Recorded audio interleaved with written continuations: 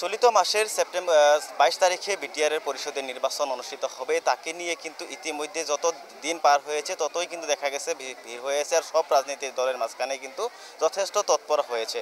আমরা এই মুহূর্তে রয়েছি বাক্সা জেলার মিলন বাজারে, যেখানে আমরা দেখতে পেয়েছি ইউপিপিএল দলের যে মনোনীত প্রার্থী মাখন সরকারি ওনারের বিশাল নির্বাচনী প্রচার সভা এখানে অনুষ্ঠিত হয়েছিল। আর যে সভায় আমি আমার সাথে সরাসরি প্রার্থী আছে, আমি কথা বলতে চাইবো। দাদা, আজকে বিশাল একটা প্রচার সভা, এই মুহূর্তে বেশি সময় নেই, কেমন প্রস্তুতি? চাওক, এতিয়া আমাৰ এই মিলন বাজাৰত আমাৰ এই খাৰিজা বিজনী তিনিটা আমাৰ প্ৰাইমাৰী আছে। এই তিনিটা প্ৰাইমাৰী সামৰি আজি আমি জনসভা আয়োজন কৰিছিলোঁ। তাত আমাৰ ষ্টাৰ কেম্পেইনাৰ আমাৰ প্ৰাক্তন মন্ত্ৰী চন্দন ব্ৰহ্ম ডাঙৰীয়া প্ৰগ্ৰাম আছিলে। ইয়াত আহিব নোৱাৰিলে, এইটো প্ৰতিকূল বতৰৰ কাৰণে হেলিকপ্টাৰ তাত উৰাটো অসুবিধা হোৱাৰ কাৰণে এইটো আহিব নোৱাৰিলে, কেঞ্চেল হয়। তাৰপিছত মই প্ৰাৰ্থী হৈ তাৰমানে মই যিটো কেণ্ডিডেট, সেইকাৰণে মই তাত এইটো সভাটো সম্বোধন কৰিব। বেছি দিন আৰু সন্মুখত নাই, মানে কি আশা কৰে এতিয়ালৈকে, কিমান প্ৰচাৰ হ'ল বা আশা? এতিয়াতো আপোনালোকে দেখাই পালে, ইয়াত এই তিনিওটা আমাৰ প্ৰাইমাৰীৰ ভিতৰত হাজাৰ হাজাৰ মানুহে আজি এই জনসভাত যোগদান কৰিছে।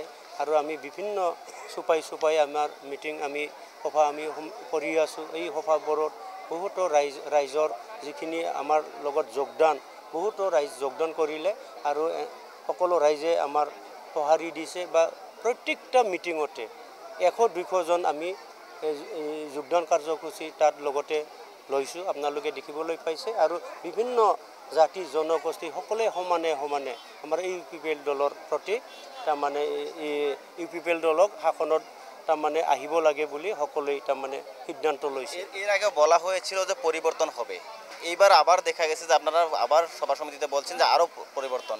আগের পরিবর্তন কি ছিল, এখনের পরিবর্তনের কি পরিকল্পনা? না, আমরা এটা পরিবর্তনের কথা আমরা আগে বলছি। পরিবর্তন তো হয়ে গেছে। আগে কত হাঙ্গাদাঙ্গা ছিল, 15 বছর শাসনকালে যারা শাসন করছিল ওনার কার্যকালে অনেক হাঙ্গাদাঙ্গা, আমাদের ভিতরে অনেক গণ্ডগোল, অনেক মারা কাটা। হ্যাঁ, এখন তো এই পরিবেশ তো নাই, এইটাই তো পরিবর্তন।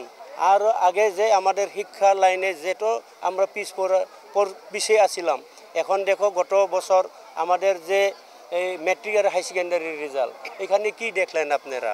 হ্যাঁ, আমাদের বাঁশকা জেলা 1 নম্বরে। আমাদের আসামে কত শিক্ষিত থাকা অনেক জেলা আছে, ওই জেলার ঠিক আছে আমরা 1 নম্বরে আইছি। অত গন্ডগোল, অত হাঙ্গা দাঙ্গা, গুলির শব্দই বলে রাইট পুয়াইতো। কোনো মুরগির ডাকে রাইট পুয়াইতো না বিটিআর অঞ্চলে।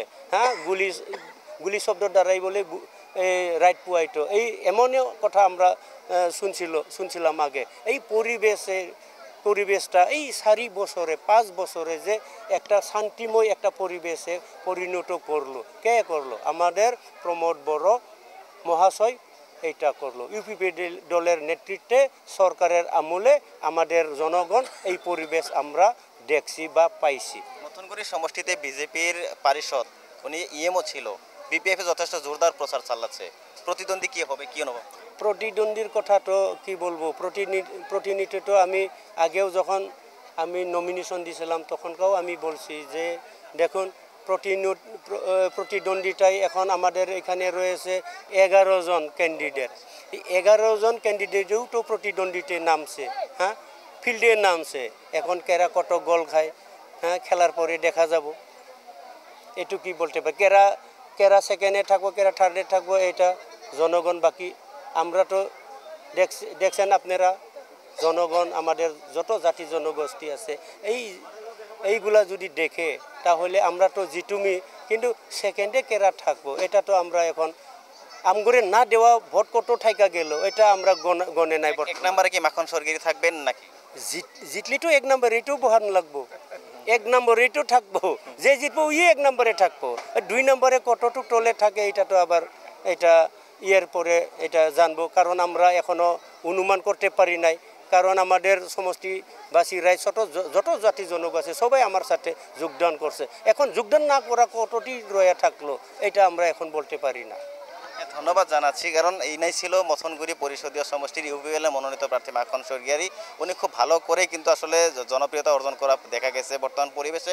উনি এর আগেও দুবার করে এমসিএল ছিল এই সমষ্টিতেই এই বিষয়টি।